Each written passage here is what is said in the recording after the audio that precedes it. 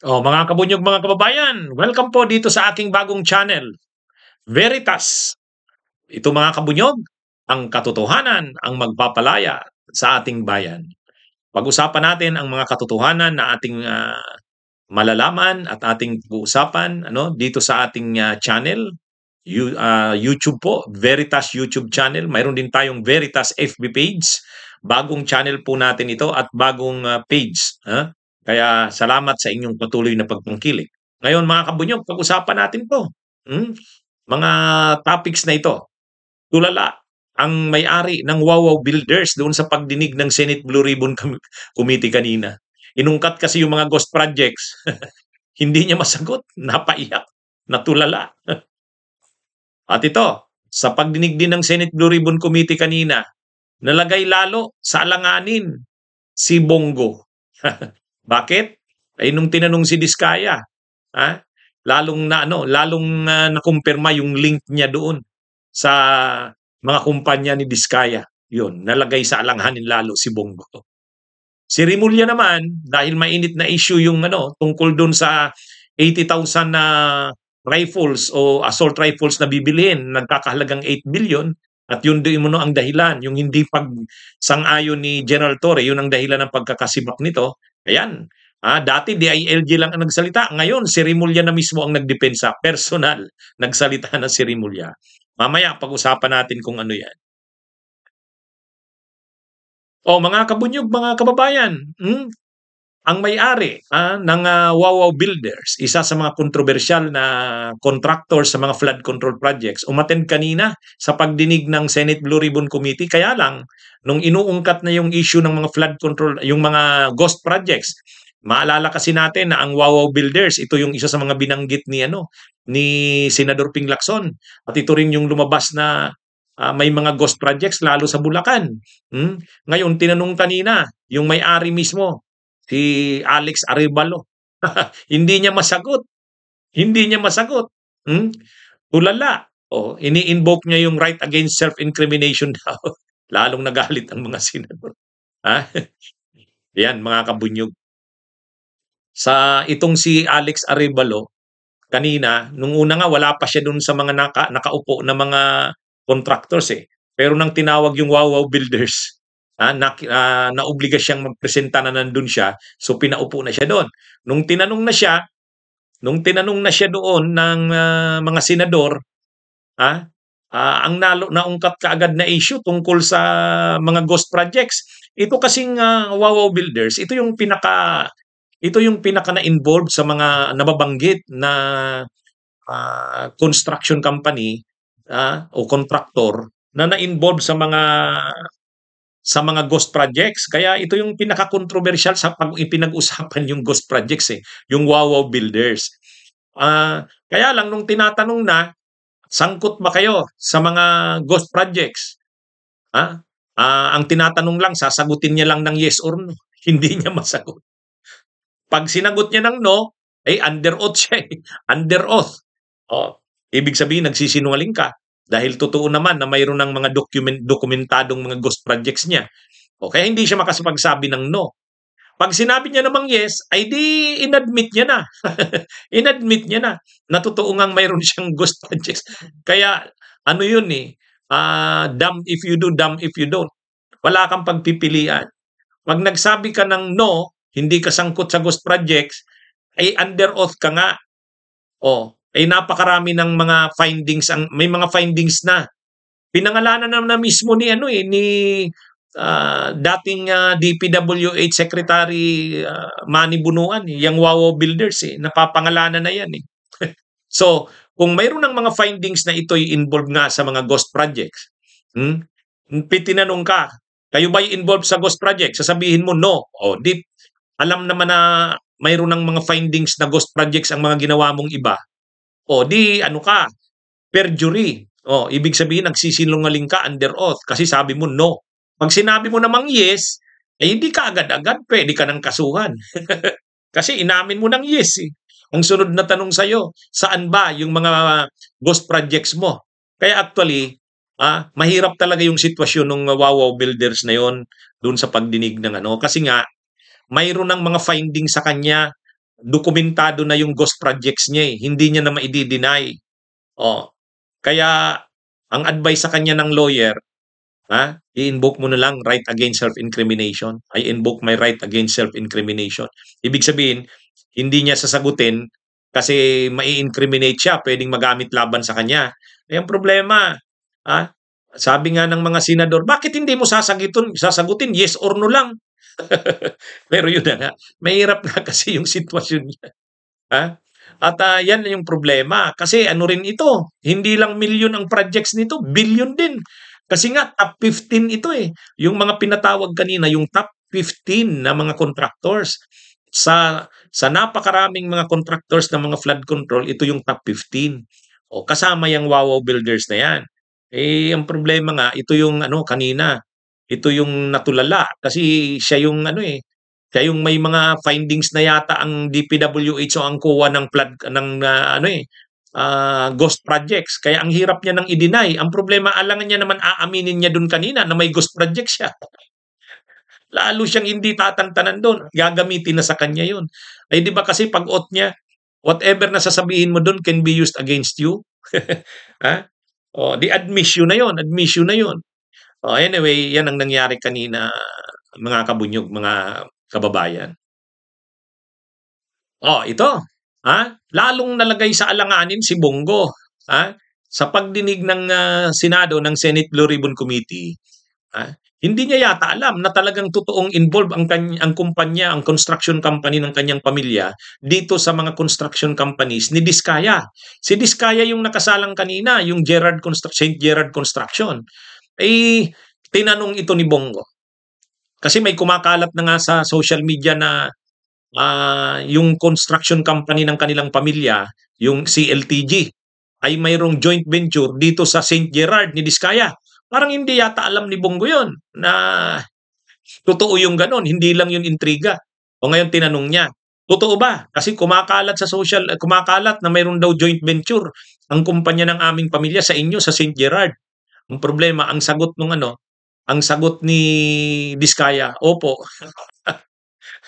Oo, oo daw. So kinumpirma ni Diskaya na mayroon nga. Oh, 2017 daw 'yon.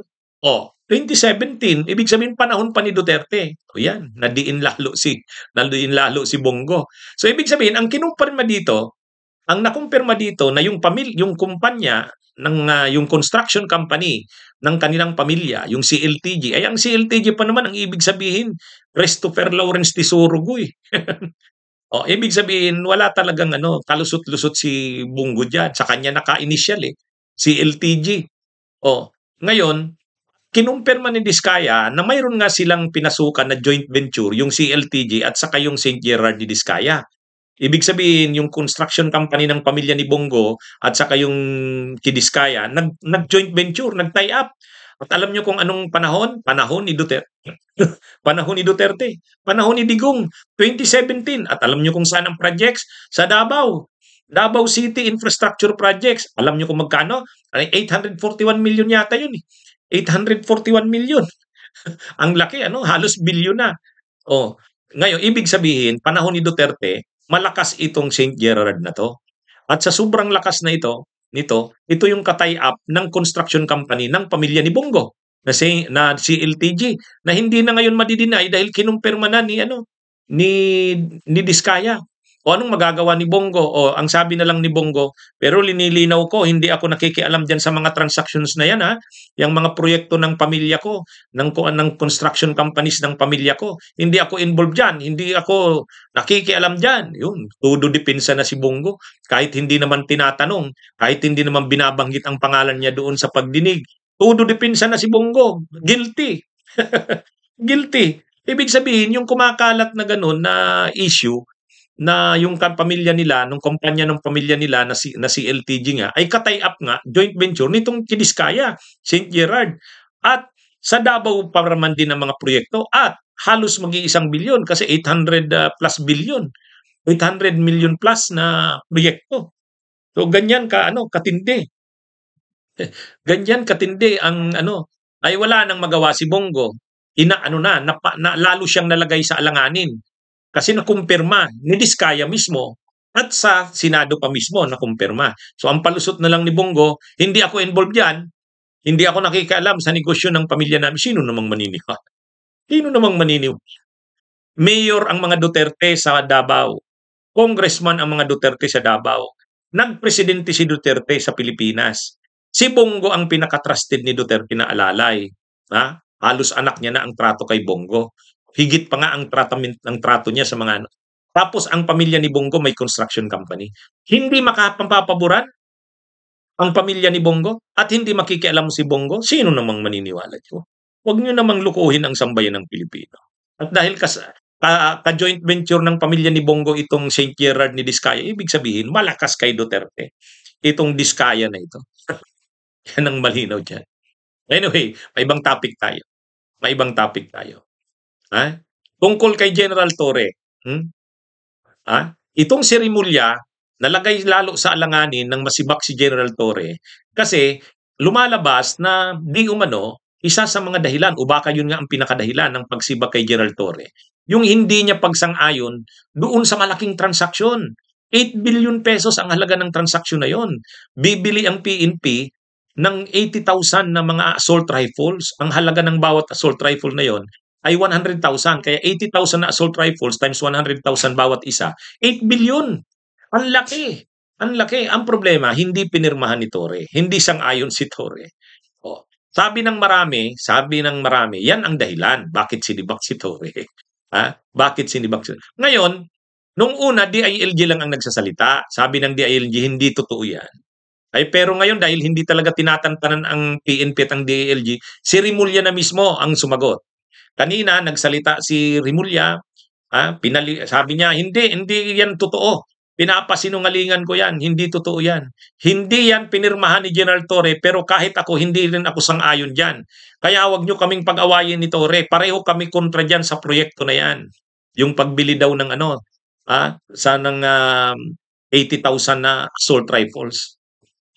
Kung kontra pala siya dyan, siya ang DILG secretary, dapat hindi na nga inilabas yung letter na yun.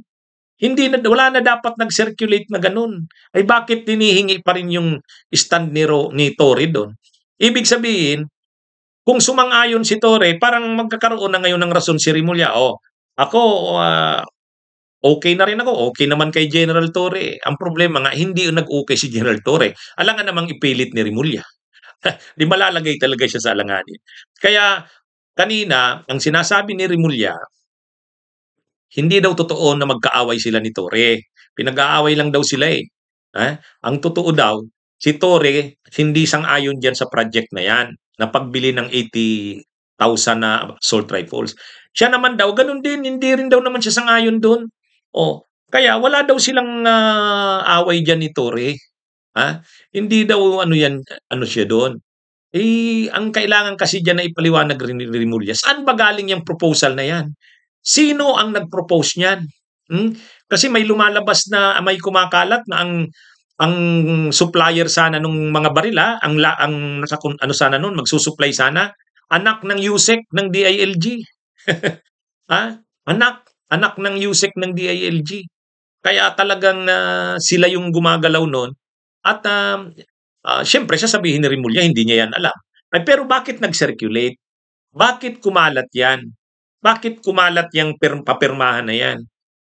Nakalagay pa doon, ang proyektong ito ay pupunduhan, kung matutuloy ito, pupunduhan ito sa insertions. Insertion sa Kongreso. Pagka-insertion sa Kongreso, sinong lalakad yan? Siyempre siya. Siyempre siya. DILG, sino bang kakausap kila Romualdez? Sino kakausap kila Romualdez? Parang ang nangyayari nga dito, parang halos luto na sana, inaasahan na nila. Ibig sabihin, nakatimbre na sa Kongreso, at okay na sa Kongreso na ipasok yung insertion na yan. Kumbaga, sa Malacanang, okay na rin. Okay na. Alam na nila Locas Bersamin. Sa DILG, okay na rin. Ang kailangan na lang talaga, yung entity na magre-request ng pondo. At saka yung nagpo-propose ng proyekto na yan. Ang problema, ang nagre-request ng pondo na yan at ang magpo-propose niyan, PNP. O kaya lang ayaw ng PNP chief, o doon ang problema. Okay na sana sa Kongreso siguro, may nakakomit na doon, nagkausap na. Oh, sa DILG naman, USIC nga daw ang supplier, anak ng USIC daw yung supplier eh. Oh, so si Rimulya, siguro ang kondisyon ni Rimulya, ay ako kung okay sa inyo, okay na rin sa akin yan. O, di alam na. Sa Malacanang din, nakatimbre na. Kila Lucas Bersamin yata. So, ay ang problema, si Torre. Si Torre hindi pumirma. O di wala. O di alam nga namang si Rimulya pumayag pa siya dyan na ayaw na nga ni General Torre. Maiipit siya dyan. Ang lalabas niyan, ayaw ni Torre, gusto niya. O ngayon, sinibak si Torre. Anong dahilan? Dahil magkaiba ang posisyon nila. Ayaw ni Torre, gusto niya. Kaya siyempre, yung ayaw ni Rimulya doon, expected na yun. Alam nga naman, ayaw na ni Torre.